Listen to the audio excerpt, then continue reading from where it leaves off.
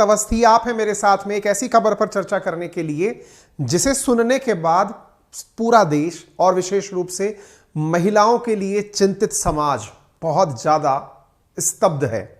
स्तब्ध इसलिए है कि देश की एक उच्च कोटि की खिलाड़ी पहलवान जिसने भारत को कई बार अंतर्राष्ट्रीय मंचों पर सम्मान दिलाया है, उसके द्वारा ऐसे आरोप लगाए गए हैं जिन्हें सुनने के बाद भी, क्योंकि कोई व्यक्ति जब अपने आरोप लगाता है तो आरोप में वो अपनी इमेज भी अपने साथ साथ दांव पर लगाता है, अपना फ्यूचर दांव पर लगाता है, अपने साथ हो सकने वाले सभी सकारात्मक नकारात्मक प्रभावों को दांव पर लगाता है और उसके बाद वो खुलकर बाहर आता है।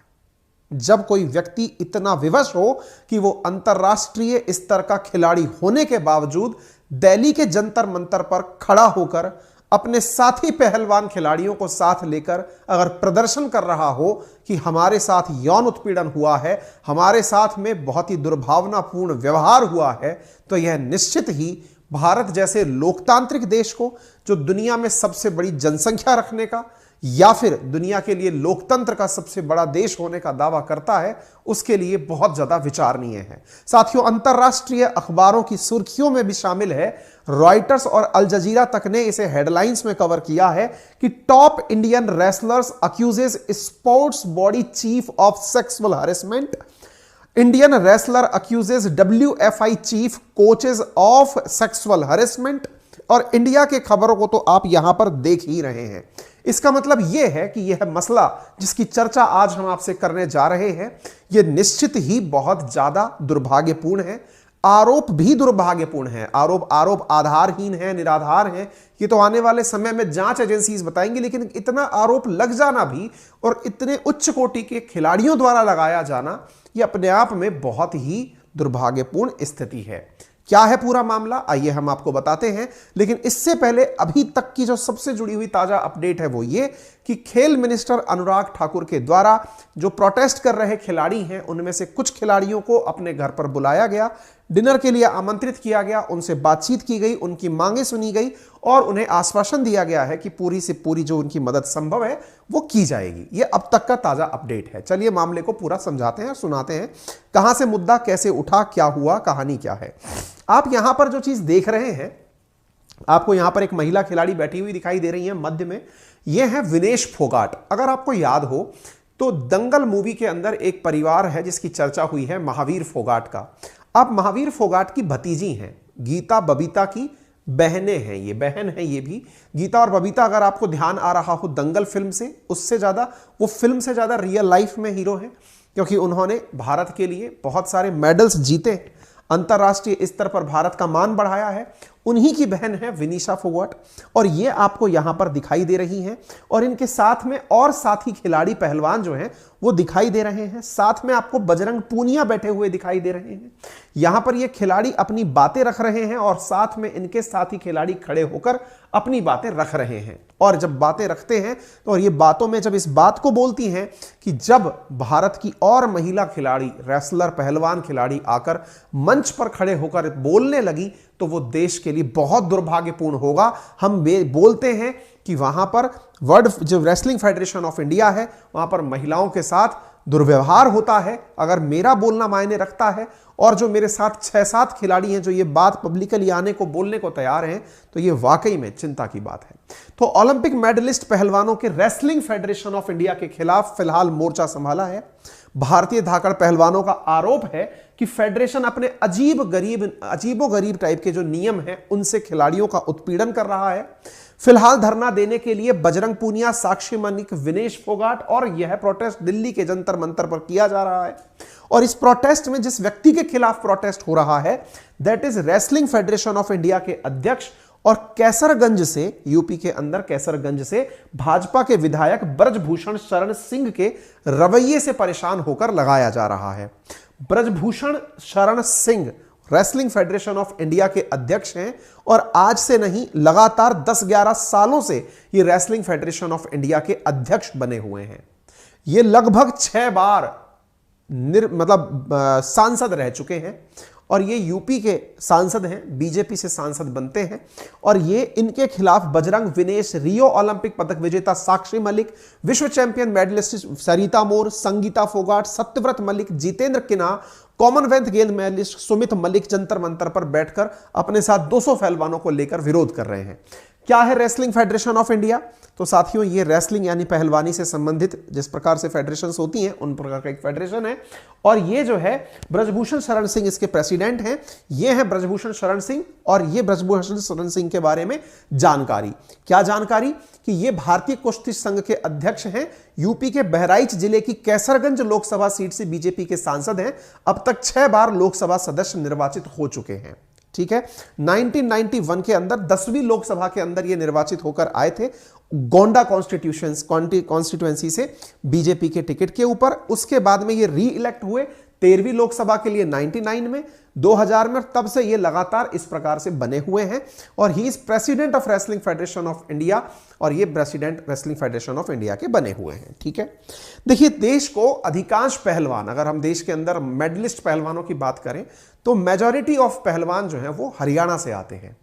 और हरियाणा से जो पहलवान आते हैं, अब जो यहां के अंदर की बात, जो मतलब ब्रजभूषण शरण पांडे का भी आपको एक स्टेट पहले सुना देता हूं ताकि आप इस घटना को और थोड़ा सा आगे सुन पाएं।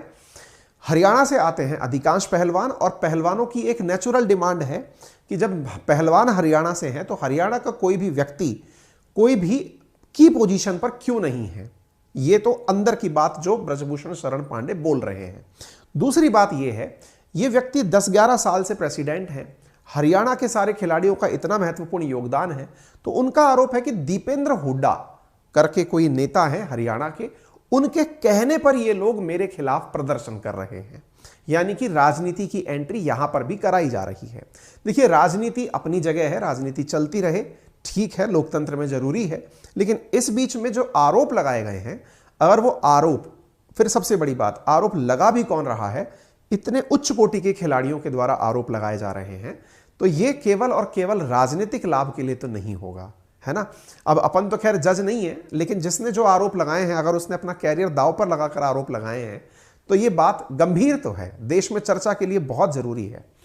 किसके पास कौन सा मेडल है? तो Bajrang Punia Tokyo Olympic bronze medalist है जो इस प्रोटेस्ट में बैठे हैं। साक्षी मलिक रियो ओलंपिक के अंदर ब्रॉन्ज मेडलिस्ट हैं। विनेश फोगाट एशियन गेम्स और कॉमनवेल्थ गेम्स में गोल्ड मेडलिस्ट हैं। विनेश फोगाट का आरोप है कि जब मैं ओलंपिक्स में परफॉर्म नहीं कर पाई थी, उस समय WFI के प्रेसिडेंट जो ये हैं ब्रजभूषण, इन्होंने ये कहा कि यह लड़की खोटा सिक्का है, इसके ऊपर इन्वेस्ट करना बेकार है, ये कुछ नहीं कर पाएगी। बोले इस प्रकार से खिलाड़ियों को मानसिक रूप से तंग किया जाता है। ठीक है, ये बातों का आरोप। और देखिए, ये बहुत ज्यादा मायने रखता है कोई खिलाड़ी कितना आगे बढ़ता है, कैसे आगे चलता है। इस बीच में बजरंग पूनिया का कहना है कि हम देश के लिए खेलते हैं, देश को गौरवान्वित महसूस करते हैं, लेकिन हमारे मुद्दे भी हैं, उन्हें भी तो कोई सुने। और ऐसा कहते हुए इन्होंने अपने द्वारा काफी सारे ट्वीट्स किए। और यहां पर आप बजरंग पूनिया को, ओलंपिक पदक विजेता को बोलते हुए सुन सकते हैं। ये अपनी बातें बोल रहे हैं।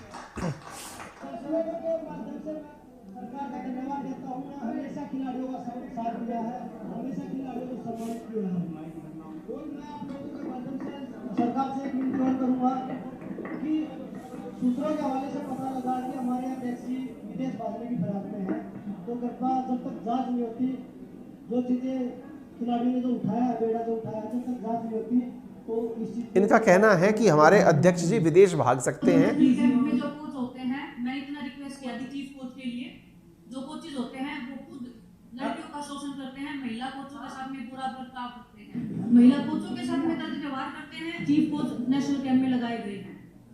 हाँ जी, और वही कोचेज जो कैंप में लड़कियां होती हैं उनके साथ में बातचीत करवाते हैं लड़कियों की, शोषण करवाने के लिए ही। और अध्यक्ष जी ने खुद पता नहीं कितनी लड़कियों का शोषण किया।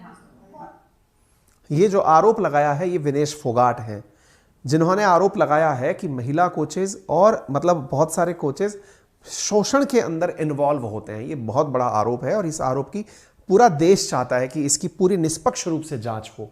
नेशनल कैंप में ब्रजभूषण शरण सिंह और कोच महिला पहलवानों का यौन उत्पीड़न करते हैं।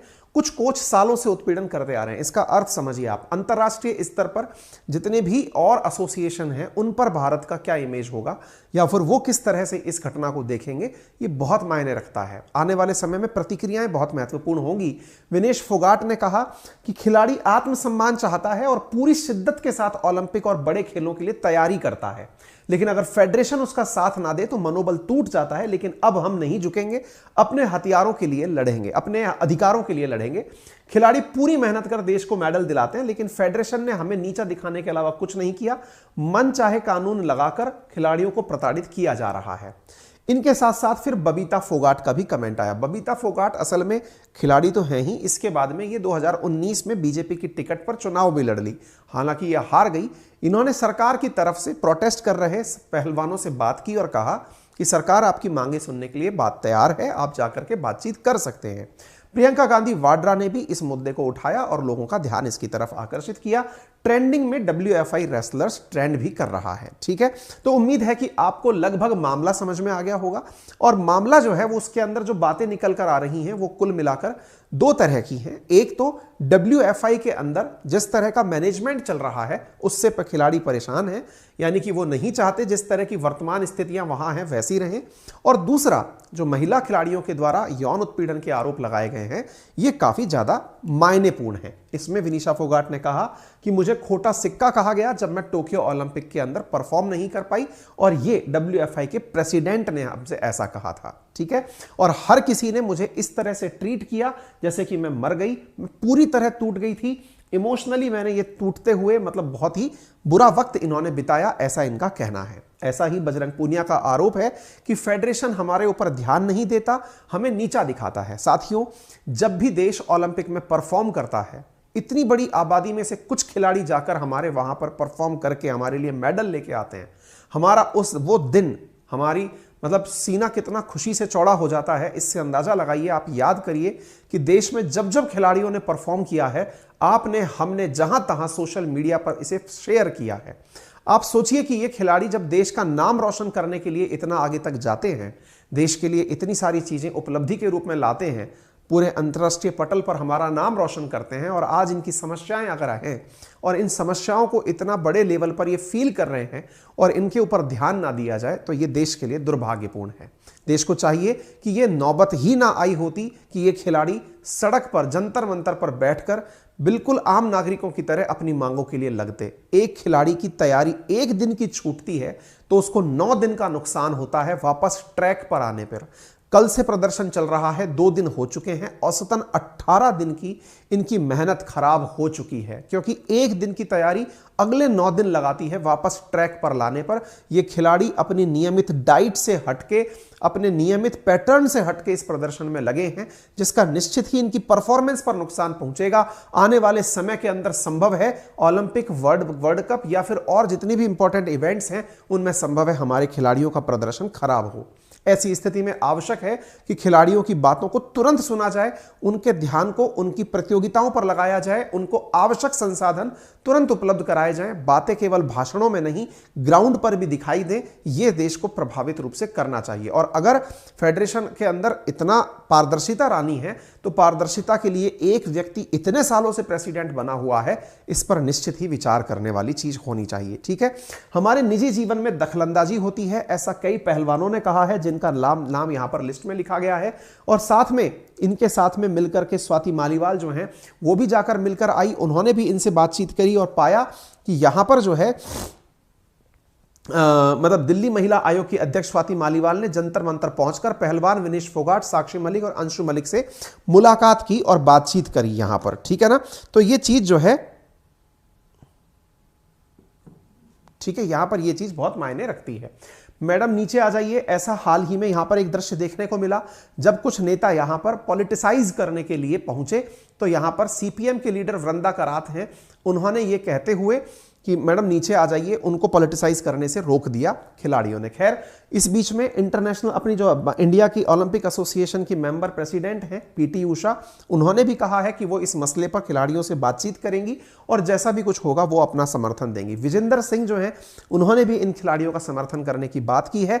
इतना ही नहीं, बजरंग के पूर्व कोच वीरेंद्र पहलवान भी साथ में आ गए हैं, यानी कि एक तरह से पूरा पहलवानों की कम्युनिटी जो है अब वो लगभग एक साथ हो चुकी है। और अब इस मुद्दे को आगे जाकर किस तरह से सरकार लेती है, सबके अपने अपने पक्ष हैं। आने वाले समय में कल की तारीख बताई गई है कि इस दिन जाकर के जो प्रेसिडेंट हैं उनके खिलाफ एफआईआर दर्ज करवाई जाएगी और ऐसी स्थिति में देखते हैं कि प्रेसिडेंट मतलब किस दिशा में ये चीजें आगे जाती हैं। इस बीच में प्रेसिडेंट ब्रजभूषण शरण सिंह के ऊपर मतलब माना जा रहा है कि शायद वो 22 तारीख को अयोध्या में होने वाली बैठक के अंदर इस्तीफा दे दें। हालांकि अभी जो अपडेट है वो ये है कि इन्होंने इस्तीफे से इनकार कर दिया है। इन्होंने कहा है कि जब तक मुझे सरकार नहीं कहेगी तब तक मैं इस्तीफा नहीं दूंगा, ये केवल राजनीति से प्रेरित होकर किया जा रहा कार्य है। ठीक है, अगर आरोप सही मिले तो मैं पद से इस्तीफा देने की जगह फांसी लगा लूंगा, ये इनका दावा है। हालांकि ये व्यक्ति पहले भी काफी विवादों में रह चुके हैं। एक बार का इनका एक वीडियो काफी वायरल हो रहा है जिसमें ये एक खिलाड़ी पहलवान को मंच पर ही थप्पड़ मारते हुए दिखाई देते हैं। आप इस दृश्य को यहां पर देख सकते हैं। ठीक है, तो ये जो सांसद महोदय हैं जिन्होंने अपने बारे में कहा है कि अगर आरोप सही सिद्ध हुए तो मैं फांसी लगा लूंगा, दृश्य जो दिख रहे हैं उससे दिखता है कि इनका शॉर्ट टेम्परामेंट है और इस तरह के व्यक्ति जो हैं वो लीडरशिप में हों तो सामने वाले को कितना मौका देंगे सुनने का, ये थोड़ा प्रतीत कम ही होता है। फिर भी फिलहाल के लिए इतना ही। जानकारी अगर आपको पसंद आई हो तो अपने साथियों के साथ इसे साझा करें। चैनल पर नए हैं तो चैनल को सब्सक्राइब करें। मेरा रेफरल कोड है अंकित10, जिसका यूज करके आप अनअकैडमी पर हाल ही में यूपीएससी के लिए जो कोर्सेज शुरू हो रहे हैं उसमें 10% का डिस्काउंट प्राप्त कर सकते हैं। यूपीएससी में प्लस और आइकॉनिक नाम से 2 तरह के कोर्स होते हैं। आइकॉनिक प्रॉपर मेंटरशिप कोर्स होता है जिसमें कि एडुकेटर आपको पूरी तरह गाइड करता है, समय समय पर कोर्स प्लानर बनाता है, बातचीत करता है, आपकी कॉपियां चेक करता है, आपसे लगातार संवाद में रहता है। और यह कोर्स 85,000 में आपको 18 महीने के लिए उपलब्ध होता है। इसका अंदर अगर आप मेरा रेफरल कोड अंकित10 लगाते हैं तो 10% अतिरिक्त डिस्काउंट आपको मिलता है और यह ऑफर 21 जनवरी तक आपके लिए वैलिड है। 2024 के अंदर, अभी 2024 को ध्यान में रखते हुए जनवरी 19 से इन टॉप एडुकेटर्स की प्रेजेंस में एक इंग्लिश मीडियम का बैच शुरू हुआ है। आप चाहें तो इसे ज्वाइन कर सकते हैं। 19 जनवरी को शुरू हुए इस बैच में कॉम्प्रिहेंसिव कवरेज एनसीईआरटी और सीसेट का होगा। टॉप एडुकेटर्स के द्वारा क्लासेस ली जाएंगी, प्रीलिम्स और मेंस के प्रॉपर बैचेस यहां लिए जाएंगे। जो कोर्स फीस है उसे आप 0% इंटरेस्ट रेट के ऊपर 4,364 रुपए प्रति माह की किस्त पर प्राप्त कर सकते हैं। फिलहाल के लिए इतना ही। अपना ख्याल रखें। धन्यवाद।